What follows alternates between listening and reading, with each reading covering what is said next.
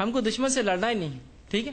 تو اتنا شانتی کا مہتو جو ہے اسلام نے بتایا اور پریشت محمد نے بتایا۔ اب آئیے، اسلام سماج میں شانتی کیسے استھاپت ہو، سماج میں شانتی کیسے قائم استھاپت ہو سکتی ہے اور اس کو سرکشت کیسے رکھا جائے، اس کے بارے میں کچھ پوائنٹس دیے، کچھ باتیں بتائیے۔ ان باتوں کو میں نے 8 پوائنٹس میں 8 پوائنٹس کے اندر رکھا ہے، آپ کے سمکش وہ پوائنٹس میں ایک کے بعد ایک رکھتا ہوں۔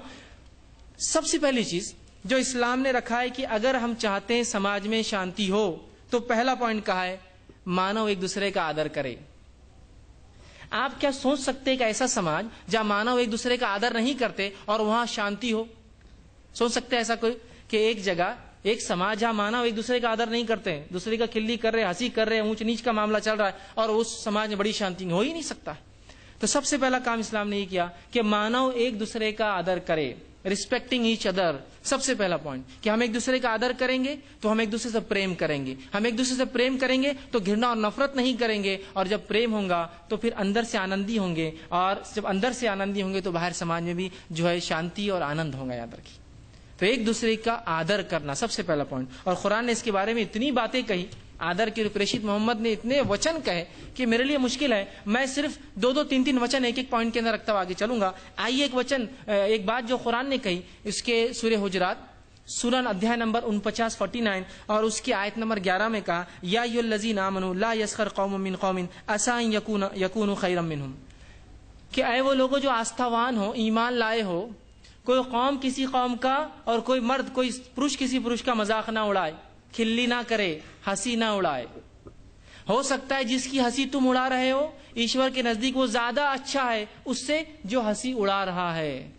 تو دیکھیے آدر کرنے کا ایک دوسرے کی، اس لیے کہ ہنسی ہم اسی کی اڑاتے جس کو اپنے سے چھوٹا اور نیچا سمجھتے ہیں۔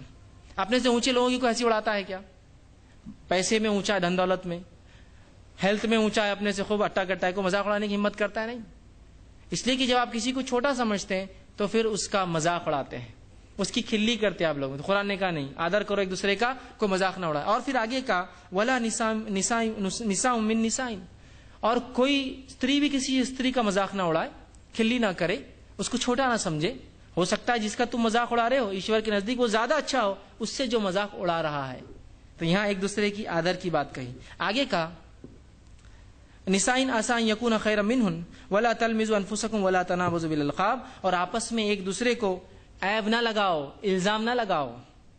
آج ہوتا ہے نا، ہم کو کسی چیز کا گیان نہیں ہے، اس پہ الزام لگا دیا، یہ ایسا ہے، وہ ویسا ہے، وہ قوم ایسی ہے، یہ لوگ ویسے ہیں، الزام نہ لگاؤ۔ اور کہا ولا تنابزوا بالالقاب، اور آپس میں ایک دوسرے کو اپ نام نہ دو، ایسے نام نہ دو جس سے مانو کو چڑ آتی ہے۔ لوگ نام دے دیتے کسی کو، اے فلاں، اس کو چڑ آتی ہے اس نام سے، اپ نام نہ دو۔ تو دیکھا قرآن کتنی باتیں آدر کے لیے، مانو ایک دوسرے کا آدر کرے، پریم کرے، ایک دوسرے سے کہتا ہے۔ اسی طرح اسی ادھیائے میں، ادھیائے نمبر 49 میں آگے کی آیت میں، آیت نمبر 12 میں قرآن نے کہا یا ایھا الذین آمنوا اجتنبوا کثیرا من الظن ان بعض الظن اثم، اے وہ لوگوں جو آستھا رکھتے ہو، ایشور میں آستھا رکھتے ہو، ایمان والو، کہ تم میں سے کوئی شخص جو ہے گمان نہ کرے، گیس ورک نہ کرے کسی کے بارے میں۔ گیس ورک، گمان سے روکا، مطلب یہ گمان وہ ہے جو برا ہوتا ہے نا۔ جیسا کہ ایک ویکتی آیا، آپ نے دیکھا یار یہ بہت برا آدمی لگتا ہے، آپ کو کیسا گمان ہوا؟ یہ اس لیے کہ قرآن کہتا ہے بہت سارے گمان پاپ ہوتے ہیں، گناہ ہوتے ہیں، اس لیے کہ تم کسی کے بارے میں گمان کر رہے ہو۔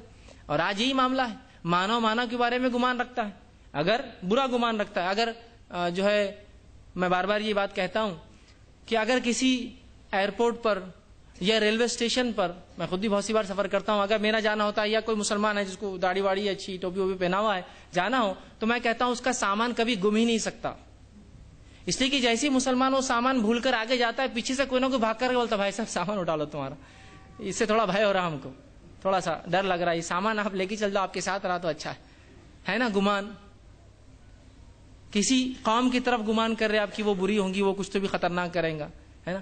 تو یہ اسلام کہتا ہے نہیں، بہت سارے گمان یہ پاپ ہے، تو نہ مسلمان گمان کرے نہ کوئی مانو کسی بارے میں۔ اچھا کیجیے نا، آپ اچھا کیا، اچھا ویکتی ہے، اچھے کاریہ کرتا ہوں گا۔ ہم دوسرے کے بارے میں جب بھی سوچتے برا ویکتی ہے، برے کاریہ کرتا ہوں گا، کچھ تو بھی نقصان کریں گا، اشانتی پھیلائیں گا، ہے نا، ایسا ہوتا ہے۔ تو کہا گمان سے بچو، اس لیے کہ بہت سارے گمان پاپ ہوتے ہیں۔ اور آگے کہا ظنی اسم ولا تجسسوا، اور ایک دوسرے کی تہمے نہ لگو، یہ کیا کرتا ہے، کہاں جاتا ہے، کہاں آتا ہے، کیا کھاتا ہے، کیا تہمے نہ لگو۔